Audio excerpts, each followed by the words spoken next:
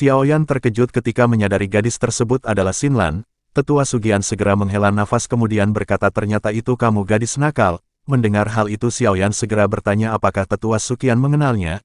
Ketua Sugian menjawab gadis ini adalah cucu sahabatku yang meminta untuk menjaga dan merawatnya. Setelah itu Xiaoyan pun segera melepaskan Xinlan dari genggamannya. Tetua Sugian bertanya kepada Xinlan kenapa kamu melakukan tindakan itu. Xinlan dengan pelan menjawab aku tidak sengaja mendengar percakapan kalian ketika melintas. Menyadari hal itu Xiaoyan pun segera berkata sepertinya kamu sengaja menguping. Xiaoyan mengira Xinlan menggunakan pil untuk menyembunyikan auranya hingga tidak terdeteksi. Xinlan pun segera mengaku aku memang sengaja melakukan hal tersebut. Aku mengetahui mengenai Nine Dragon Lightning Flame yang dimiliki Burning Flame Valley. Xinlan menjelaskan bahwa leluhur Burning Flame Valley telah mewariskan api surgawi dengan spiritual darah selama ratusan tahun. Dengan begitu akan sangat sulit untuk menghapus jejak spiritual yang ada kecuali Xiaoyan mempelajari teknik rahasia dari Burning Flame Valley.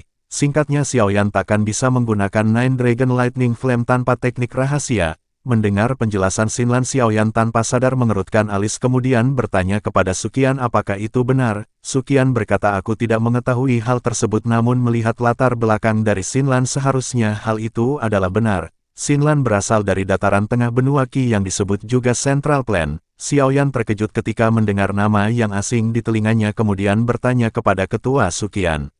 Tetua Suqian pun menjelaskan bahwa Central Plain adalah tempat di tengah benua yang sangat luas selain itu di sana terdapat banyak faksi besar yang kuat serta banyaknya etnis dengan kemampuan aneh.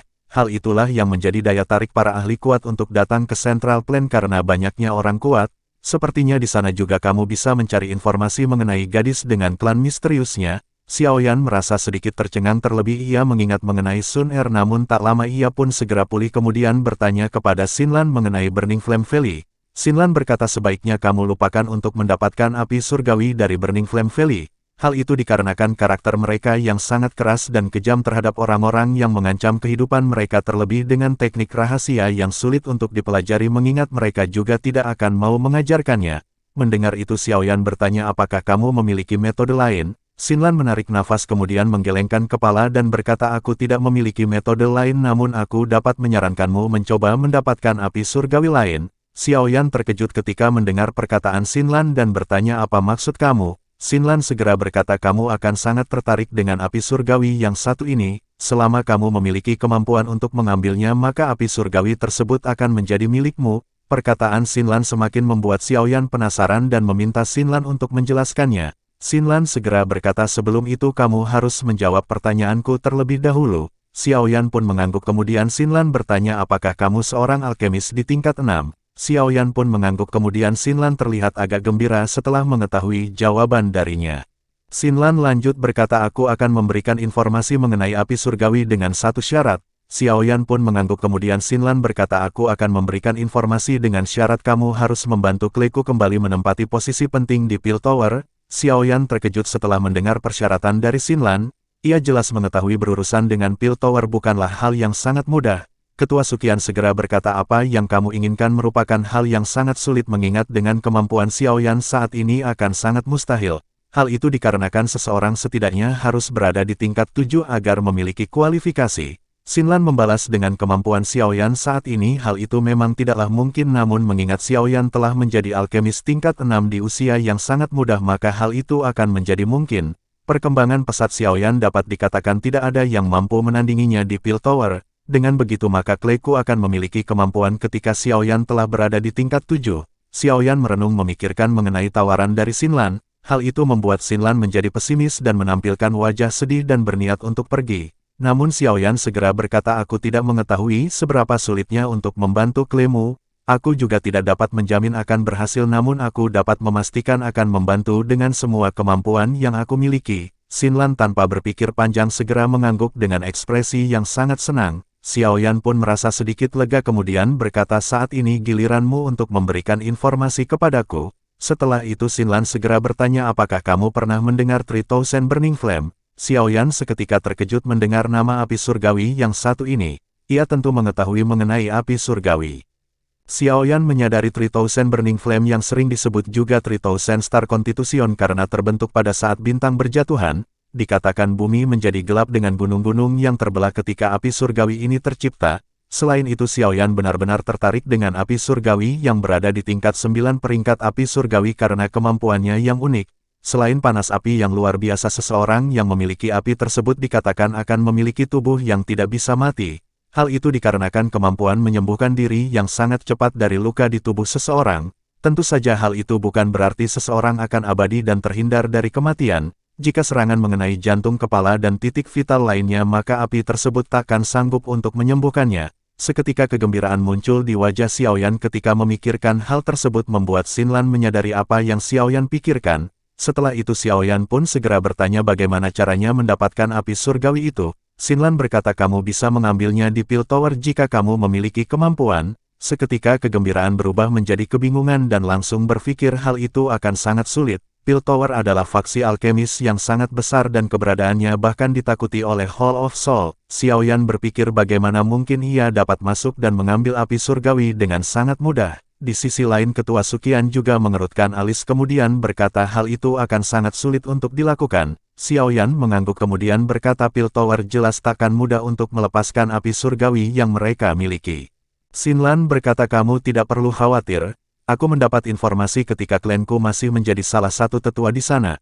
Meskipun Pil Tower menemukan api surgawi, namun jika kamu berhasil mengambilnya maka Pil Tower tidak akan membuat permasalahan. Xiaoyan semakin bingung dan meminta Xinlan untuk memperinci penjelasannya. Xinlan berkata Pil Tower telah berkali-kali berusaha untuk mengambil 3000 Burning Flame namun selalu gagal. Bahkan mereka menerima perlawanan berat yang sangat merugikan pada saat itu. Semenjak saat itu Pil Tower mulai mendistribusikan kesempatan memiliki api surgawi kepada orang lain. Mereka mengadakan pertandingan alkemis yang diadakan 30 tahun sekali. 10 orang peringkat atas dari pertandingan akan memiliki hak untuk mencoba mengambil api surgawi tersebut. Oleh karena itu jika kamu berhasil masuk ke 10 besar maka akan memiliki kesempatan untuk mengambilnya.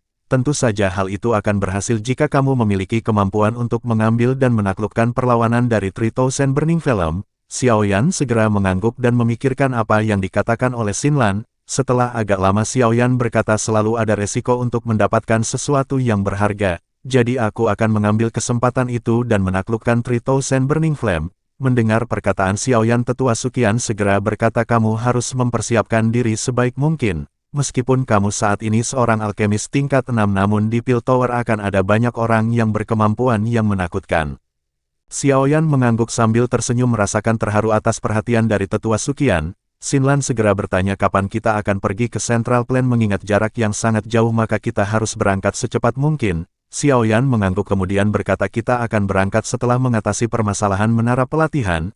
Xinlan pun setuju kemudian Sugian berkata kalian harus beristri 4 terlebih dahulu setelah itu kamu dapat mengisi ulang Fallen Heart Flame di menara pelatihan. Mereka pun mengangguk kemudian pergi ke tempatnya masing-masing. Singkat cerita Xiaoyan pun telah berada di suatu ruangan untuk beristri hajat.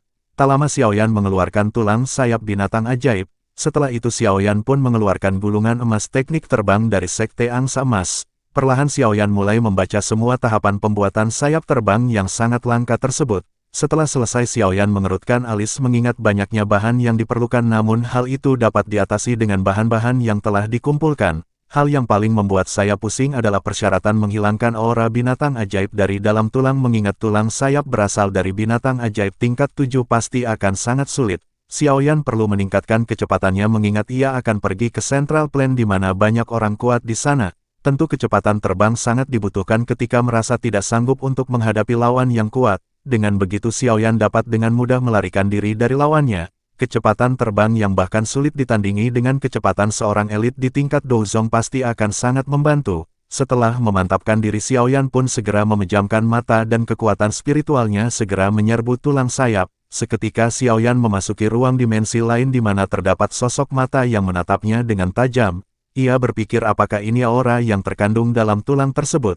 Tak lama serangan pun datang membuat Xiaoyan terkejut. Ia segera mengeluarkan api hijau untuk menghadapi aura ganas yang menyerangnya. Proses berjalan sangat lama dengan perlawanan sengit yang dihadapi Xiaoyan. Setelah sedikit frustasi Xiaoyan teringat bahwa api tak terlihat akan mampu menghadapi sosok roh.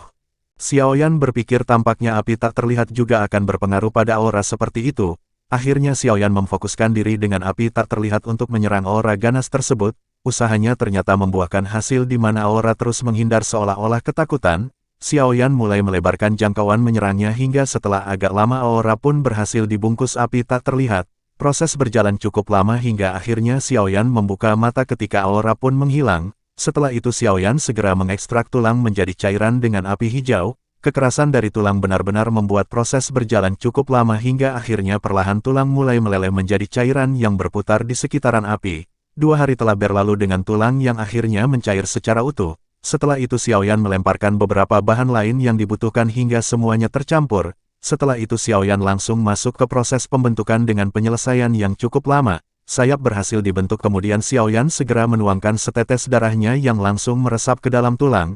Tak lama dari situ sosok sayap berubah menjadi sinar yang masuk ke tubuh Xiaoyan. Ia merasakan kesakitan di punggungnya dan menyadari sayap baru dengan paksa menghapus sayap ungu yang ada sebelumnya. Setelah cukup lama dan proses selesai sayap pun membentang kemudian Xiaoyan merasa lebih sensitif dengan udara di sekitarnya dan tersenyum puas ketika menyadari hasil dari teknik terbang yang dibuatnya.